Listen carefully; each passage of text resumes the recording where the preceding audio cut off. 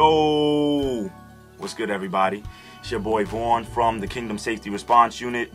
Got a nice message for you guys today. What I want to do really quickly is shout out my boy David Shands.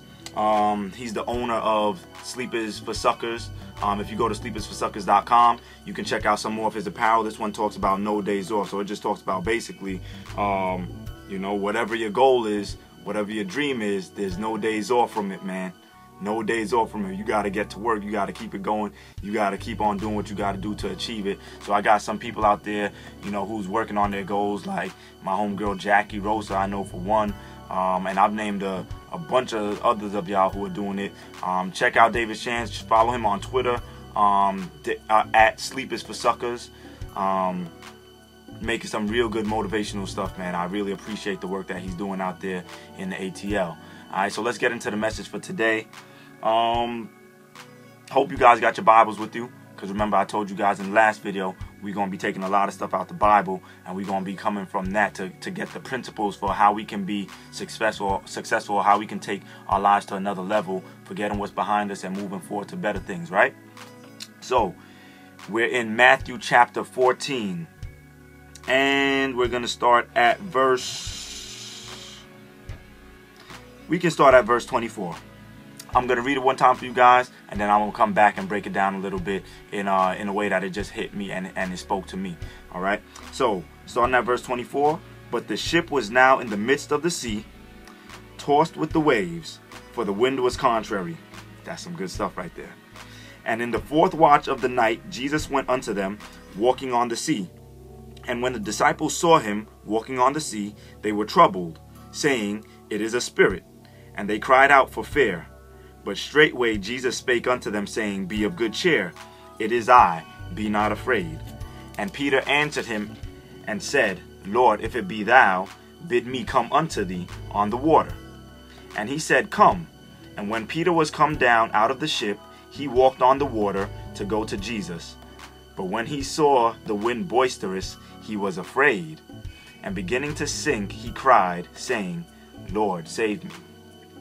And immediately Jesus stretched forth his hand and caught him and said unto him, O thou of little faith, wherefore didst thou doubt? And when they were come into the ship, the wind ceased. Then they that were in the ship came and worshipped him, saying, Of a truth, thou art the Son of God. All right, so boom, secrets, spiritual secrets to success. Spiritual secrets to success. All right, so now we start out off in verse 24 like we did before. But the ship was now in the midst of the sea, tossed with waves, for the wind was contrary. And basically, I want you guys to think about your life as a ship. And yeah, you might be on let's say you're on a cruise. Matter of fact, you guys know that cruise the other day that sank, like that huge ship. And it's just a reminder, like, yo, even though technology has gotten better, that don't mean that your ship can't sink. But if you think of your life as a ship, when you go through life, there's going to be times where you're going to get tossed with winds. I like the fact that it says that the wind and the waves, that they were contrary. That means that they were against. And you're going to run through things in your life where things are going to come against you. Things are going to be contrary to you. Things are going to work in opposition to what you're trying to do. So there's some moves that you're trying to make right now. You know, there's some of you are trying to get better in your health. Matter of fact, I have a homegirl right now who her body right now is just filled with cancer, man. Just filled with cancer. She's a young mother. So, you know, I ask you guys who are praying people out there, if you can, please do pray for her. But this is an event in her life where, yo, she's getting hit with some waves. But the thing that I'm thankful for is that she's not allowing that to knock her faith, right? She's not allowing that to knock her off her feet. What she is still able to do, she is doing while she still has life in her body. And so the first principle is, don't be surprised when some contrary winds come and try to knock you off of your game and try to throw your life out of whack. That's just going to happen. That's a part of living this life. Okay, so that's principle number one. Expect that there's going to be some winds and there's going to be some waves. There's going to be some events. There's going to be some people. There's going to be some things that you do yourself that are contrary to yourself, right? Sometimes we set ourselves up for failure. Sometimes we set ourselves up and put ourselves in a bad position because of decisions that we make. So winds will come. All right. Now, moving on. Yes, we know now winds will come. contrary things will come to us. But the ship was now in the midst of the sea, tossed with waves, for the wind was contrary. Read that. And in the fourth watch of the night, Jesus went unto them, walking on the sea. And when the disciples saw him walking on the sea, they were troubled, saying, It is a spirit, and they cried out for fear. I like this part right here. If you think about what's happening here, the disciples didn't even ask for help, but help came. And when that help came, the disciples, the first thing that they were thinking of was being fearful and rejecting the help. And a lot of us have that same characteristic where we find ourselves in a bind, and for some reason, and myself included, we are afraid to seek help. We're afraid to ask for help, right? And I'm trying to tell you today, when those winds come and start trying to knock away at your ship, knock away at your life, do not be afraid to ask for help. Don't be so proud, and don't be so caught up in the fact of not wanting people to know that you're going through problems that you don't seek help, the right kind of help. All right, if you need help, you need help. And especially if somebody offers help, if somebody's willing to come to you and notice that you need some help and they offer you some help, don't be too proud to say, nah, I'm good. Because that's what a lot of us do. Is somebody comes to us and says, you know, I noticed that you're going through something. Is there anything that I can do to help you? And you might just say, oh, no, you know, I'm doing good. But you're fronting because you know deep down on the inside, you're going through some serious problems in your life. Some of you might be going through some serious financial problems, including myself. And when somebody comes to you and says, you know, I'm going to offer you a helping hand, a lot of times we'll reject it. Now, I do agree you have to be careful of who you accept from, because some people will offer you help in a spirit of now you got to pay me back, or now that I've helped you out, I want you to put my name out on blast and make sure that you shout me out every chance that you get. You know, I want to make sure that you're recognizing me for giving help. So I'm not talking about those kind of people, but if you can sense that somebody's coming in a genuine spirit of love to give you some help, do not reject it. Don't be afraid of it. Receive help. That's what we're here for. Like, the saying goes that no man is an island, right? Meaning that no man is on this earth by himself. You need help to do everything that you do. Some of y'all need a job. If somebody's offering you a job that you need, all right, so don't reject help. First principle was problems are going to happen in your life. Second principle is help is going to come eventually. Don't reject help when somebody brings help to you. Okay? And when the disciples saw him walking on the sea, they were troubled, saying, It is a spirit. And they cried out for fear. But straightway Jesus spake unto them, saying, Be of good cheer, it is I, be not afraid. And Peter answered him and said, Lord, if it be thou, bid me come unto thee on the water. And he said, Come. All right? And when Peter was come down out of the ship, he walked on the water to go to Jesus. Some of you guys will never, and myself included, I will never be able to do greater things. I will never be able to walk on water. You gotta want to seek after the impossible. Don't be afraid to try to do the impossible. One of the things that made Peter was crazy about that text is that Peter was willing to take out and step out on faith and say, I'm going to step out and do what everybody else isn't doing. I'm going to take that chance. I'm going to take the risk that it involves to go out and walk on water and do the impossible. And some of you guys really want to do some big things in life, but you're afraid to take the steps that everybody else is saying, yo, it's impossible. This move that you're trying to make is impossible. And you're letting all these doubters come in and say these things to you, and you're just staying stagnant. And so what you're doing is that you're with the general population where you're just sitting inside of the boat and not doing anything special, not fulfilling the things that you really want to get fulfilled in life because you're afraid to step out and take that risk and get out of the boat. And so I'm saying you today, the third principle is to get out of the boat. Don't be afraid to step out and take the chance and step out on water. But now watch this. Watch this. But when he saw the wind boisterous, he was afraid and beginning to sink. And beginning to sink, he cried, saying, Lord, save me. And that's the fourth principle right there.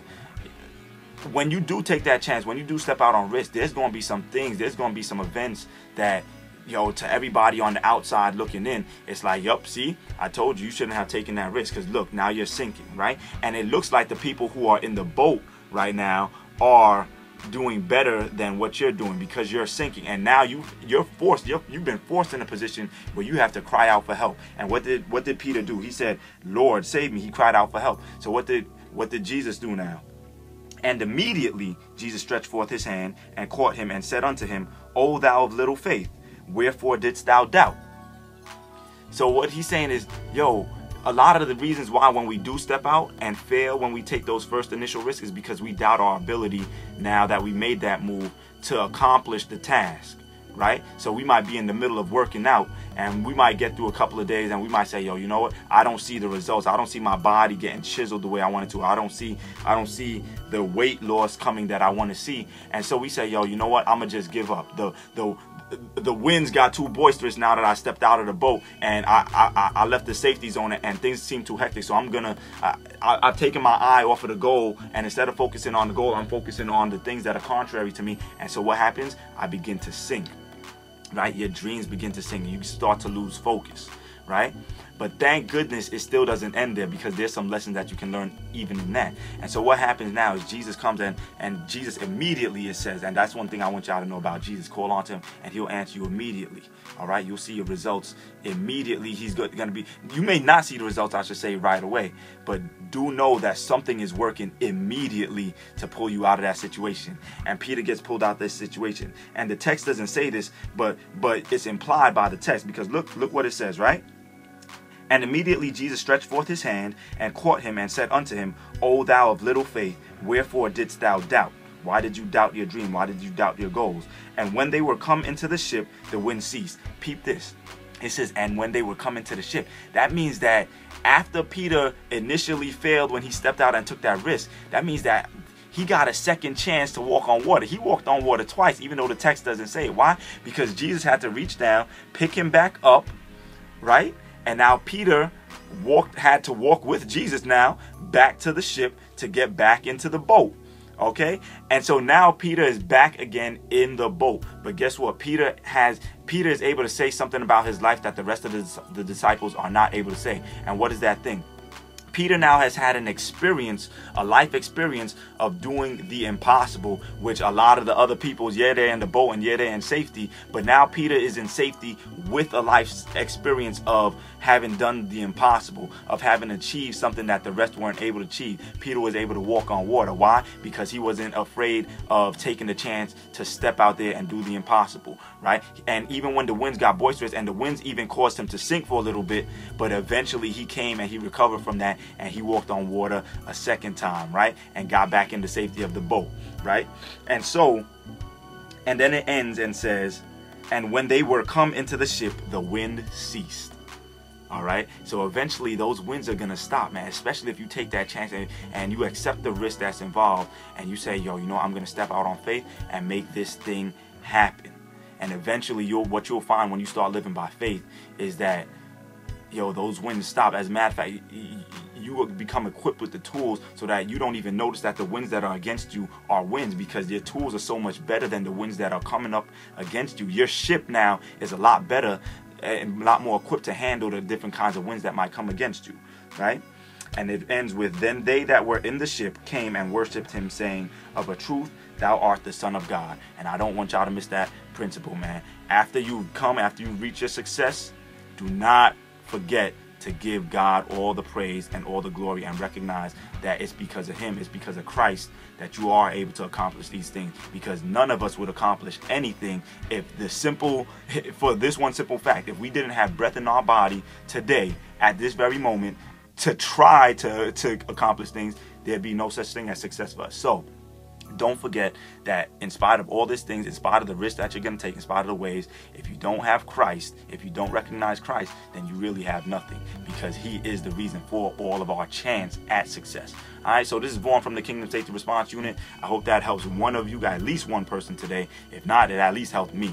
And I'm going to go out there and I'm going to continue to get it. Be not weary in well-doing, for in due season we shall reap if we faint not. Peace. Holla at your boy.